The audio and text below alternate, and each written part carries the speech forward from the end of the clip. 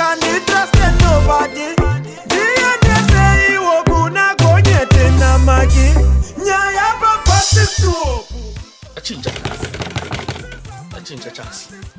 Chatujula ba. Gonyet, shamani, gonyet. Yo gonyet. Yo na maskar. Gonyet. Soko. Makadiko soko. Umadzoka matsvukira kudai nekusimba simba.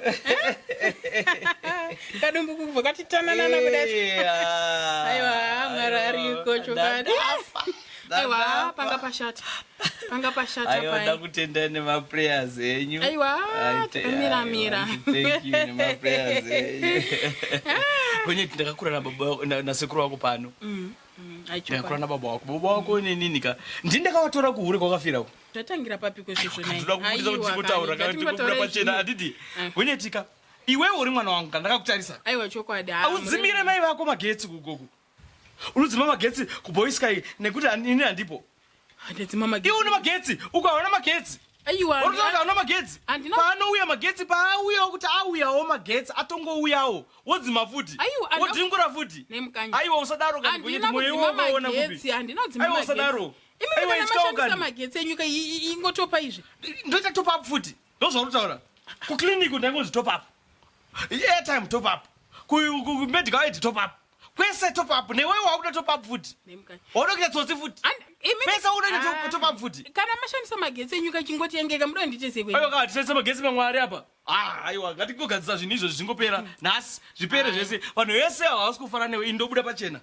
Ndiri mafira kuna kuti vanangobuda ku. Ndakazviziva kuti nyaya yemagetsi. Aiwa tunachinja chasi. Chinja chasi ndo chetiri kutsvaka pano. Handi murikona. Kuseri kwenyu iripo kai split meeting.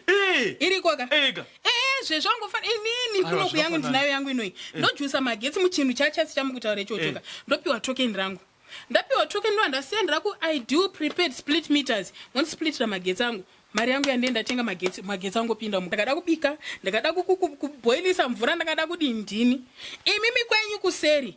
Iriko handiti split meter. Motenga magetsi enyu moturira kuchinhu chachasi kuye kumita namba yechinhu chachasi.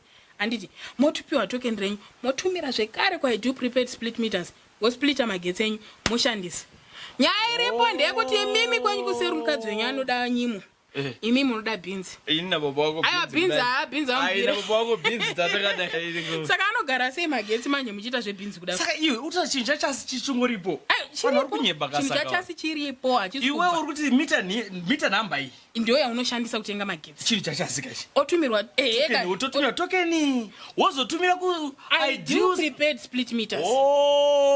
Wapuwa tokeni remuchiuyu chako.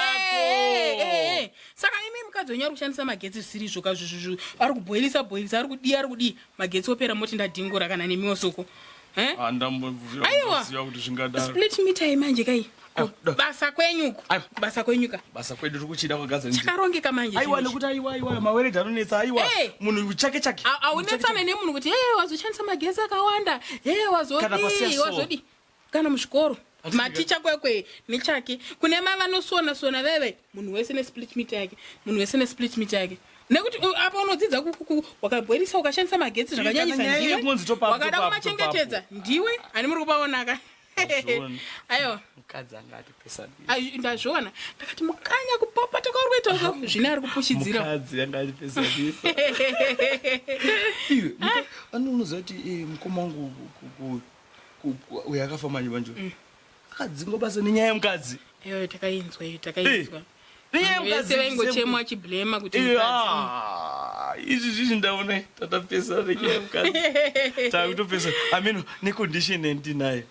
Ameno ndachikuva kuti bhidzi dzangu dzingobweriswa dziperi rongo. Dzingogadzirisikawo. Misheni ndoenzwisisa hangu soko but bhinzi pakuti mukwatise pamagetsi angu. Kuchingotengeka yenyu magetsi. Akunetsa ndambota kutenga kudai so haasi kuita.